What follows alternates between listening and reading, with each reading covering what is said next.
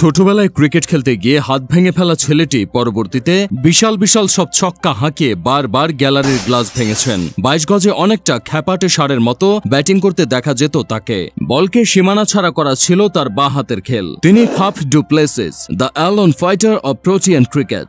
দক্ষিণ আফ্রিকার এই কিংবদন্তি ব্যাটার একদিকে যেমন মারকুটে ব্যাটিং এর পণ্ডিত ছিলেন, অন্যদিকে ফিল্ডার হিসেবেও ছিলেন মাস্টারপিস। তাই ব্যাটিং কিংবা ফিল্ডিং দিয়ে ফাফ ডু প্লেসিসকে তুলনা করা মুশকিল। তার মধ্যে আবার যদি তার ক্যাপ্টেন্সির বিষয়টা তুলে ধরি, তাহলে ঘোলা জল আরো বেশি ঘোলা হবে। তেমন কোনো মেজর ট্রফি জিততে না পারলেও ফাফ ডু প্লেসিসকে সাউথ আফ্রিকার অন্যতম সফল অধিনায়ক হিসেবে বিবেচনা করেন অনেকে। মূলত ক্রিকেটের প্রতি তার ভালোবাসা জন্মে স্কুল লাইফ থেকেই, যদিও তার বাবা কখনোই চাইতেন না যে তার ছেলে বড় হয়ে ক্রিকেটার হোক। বাবার শত বারণ সত্ত্বেও ফাফ তার বন্ধুদের সাথে ক্রিকেট খেলে বেড়াতেন, এমনকি একবার নিজের হাতও ভেঙেছিলেন খেলার সময়। তবে এরপরও তাকে ব্যাট বল থেকে দূরে সরিয়ে রাখা সম্ভব হয়নি। দক্ষিণ আফ্রিকার এই কিংবদন্তি ব্যাটারের ক্রিকেট জার্নি শুরুটা হয়েছিল প্রিটোরিয়ার অ্যাফিস বয় নামক একটি স্কুলে অধ্যয়নকালীন সময়ে। সেই স্কুলে তার হোস্টেল মেট ছিলেন আরেক কিংবদন্তি ক্রিকেটার এবি ডি ভিলার্স। তবে হাই স্কুল থেকে গ্র্যাজুয়েশন সম্পন্ন করার পর এবি ডি ভিলার্স সহজে আন্তর্জাতিক ক্রিকেটের জায়গা করে নিলেও ফাফ সেটা পারেননি। ক্রিকেটের ইন্টারন্যাশনাল স্টেজ অব্দি পৌঁছাতে তাকে বহু কাঠখড় পোড়াতে হয়েছে।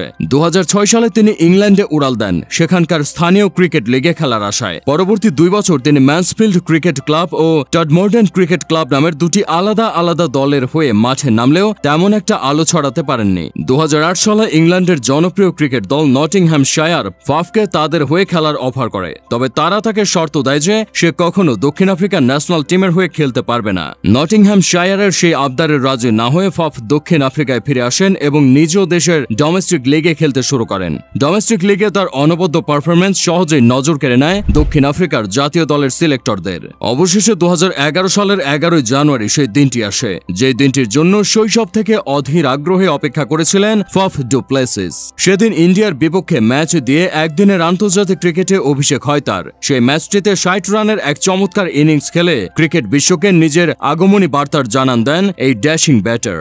একই বছর ওয়ানডে ক্রিকেট বিশ্বকাপ স্কোয়াডে ফাফকে সুযোগ দেয় প্রোটিয়া ক্রিকেট বোর্ড, যদিও নিজের প্রথম বিশ্বকাপটা ফাফের জন্য ছিল দুঃস্বপ্নের মতো। 2011 সেই বিশ্বকাপে খারাপ পারফরমেন্সের মাসুল হিসেবে কিছু উগ্রবাদী ফ্যানদের কাছ থেকে প্রাণনাশের হুমকি পেয়েছিলেন দক্ষিণ আফ্রিকার এই কিংবদন্তি। তবে একই বছর 88 লাখ রুপির বিনিময়ে তাকে দলে ফেরায় আইপিএল এর জনপ্রিয় দল চেন্নাই সুপার কিংস।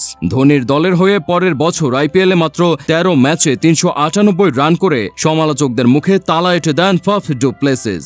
সেই সাথে আন্তর্জাতিক ক্রিকেটেও তার ব্যাট আলো ছড়াতে শুরু করে। 2012 সালের নভেম্বর মাসে নিজের অভিষেক টেস্টে এক বিরল কীর্তির জন্ম দেন এই প্রোটিয়া মহাতারকা। অজিদের বিপক্ষে সেই টেস্ট ম্যাচে 2 ইনিংস মিলিয়ে 188 রান করেছিলেন ফাফ। এরপর তাকে আর কখনোই পেছনে ফিরে তাকাতে হয়নি। ক্রিকেটের 3 ফরম্যাটেই সমান তালে রান তোলার পাশাপাশি অধিনায়ক হিসেবেও তিনি দলকে বেস্ট সার্ভিস দিয়ে গেছেন। অধিনায়ক হিসেবে ওয়ানডেতে ফাফের 73.68 এর উইনিং পার্সেন্টেজই তার যোগ্য লিডারশিপের জানান দেয়। তবে 22 গজে দলের হয়ে নিজের সর্বস্ব উজাড় করে দিয়েও ফাফ ডু প্লেসিস কখনোই তার যোগ্য সম্মানটা পাননি। আক্ষেপকে সঙ্গে করেই ক্রিকেট ইতিহাসের এক অনন্য অধ্যায় হয়ে থাকবেন দক্ষিণ আফ্রিকার এই কিংবদন্তি।